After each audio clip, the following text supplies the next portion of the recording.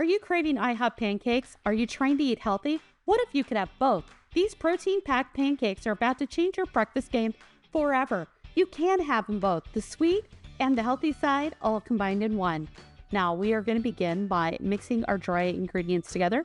These have a few ingredients in here. We're trying to rev up that protein, so simply take these and whisk them together. Set this aside, and then we are going to work on our wet mixture. This is buttermilk, maple extract, and an egg. Really give you that punch of flavor. When you're ready to make pancakes, simply combine these together and make them as you normally would. Little oil in a skillet, flip them over, and you're going to have some delicious pancakes. Get the full recipe and never skip breakfast again. These pancakes prove you don't have to choose between healthy and delicious. Your sweet tooth and your fitness goals will thank you. Save this for your weekend meal prep. And hey, if you like copycat recipes, why not come to copycat.com?